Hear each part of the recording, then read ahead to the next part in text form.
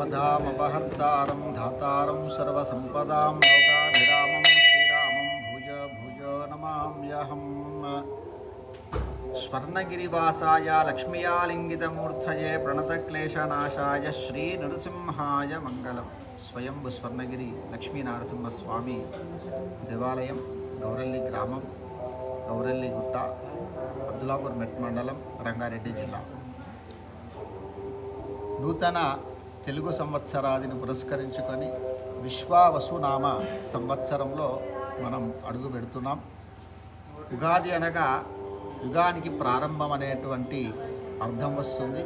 అలా మనకు 60 సంవత్సరముల యొక్క కాలంలో ప్రతి సంవత్సరం కూడా ప్రభవాది 60 సంవత్సరాలు పేర్లతో కొలవడం జరుగుతుంది। దాంట్లో ఈ సంవత్సరం మనం విశ్వావసునామ సంవత్సరంలో ఉన్నాం।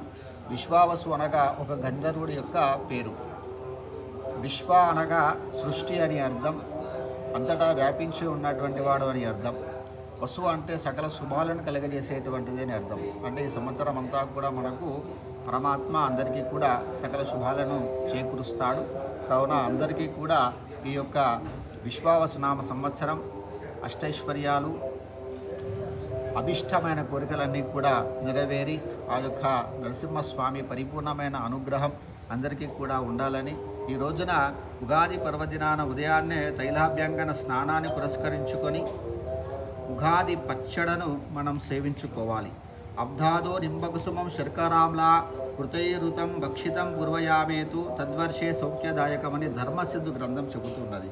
ఈ ఉగాది పచ్చడిని అందరూ కూడా సేవించడం ద్వారా సమస్తమైనటువంటి దోషాలన్నీ కూడా తొలగిపోయి సౌఖ్యవంతమైనటువంటి జీవితం కలుగుతుందని చెప్పి మనకు అర్థం।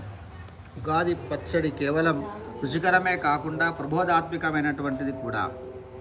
తీపి అనగా బెల్లము, వేప పూత, కొత్త చింతపండు, పంచదార లేక బెల్లం లేక చెరుకు ముక్కలు, నెయ్యి, ఉప్పు, మిరియాలు ఇవన్నిటిని కూడా షడ్రుచులు అంటారు। ఈ మిళితమైనటువంటి రసాయనాన్నే ఉగాది పచ్చడి అని అంటాం। ఈ యొక్క ఉగాది పచ్చడిని మనం సేవించడం ద్వారా తీపి వెనుక చేదు, పులుపు ఇలా పలు రుచులకు జీవితంలో కష్టములు తదితర అనుభూతులు ప్రతీకలే కాకుండా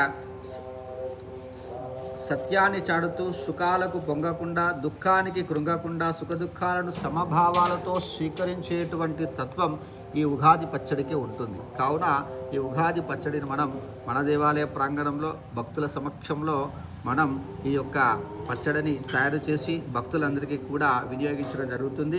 ఇప్పుడు దాన్ని మనం తయారు చేసుకుందాం। జై శ్రీమన్నారాయణ।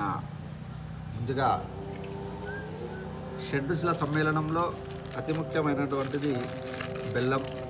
మన జీవితంలో సంతోషకరంగా ఉన్నప్పుడు మనం స్వీట్ను పంచుతాం। అందుకనే మొదటగా మనం ఇక్కడ బెల్లాన్ని వేసి ఒక ఉదకుంభం అనగా మట్టితో కొత్త కుండను తీసుకొని దాంట్లో కొంచెం బెల్లాన్ని వేసుకొని ఆ తర్వాత దాంట్లో చింతపండుతో కూడినటువంటి రసాన్ని వేసి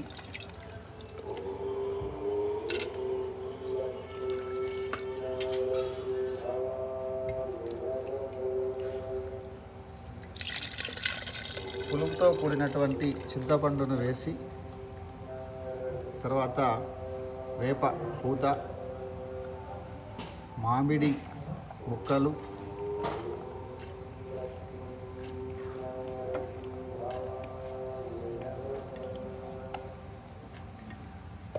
కారమైనటువంటి మిరియాల కారాన్ని మనం వేసుకోవడం జరుగుతుంది। తర్వాత లవణము,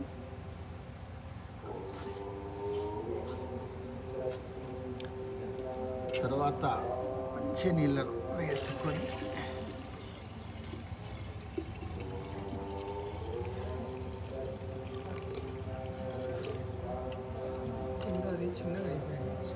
సపోర్ట్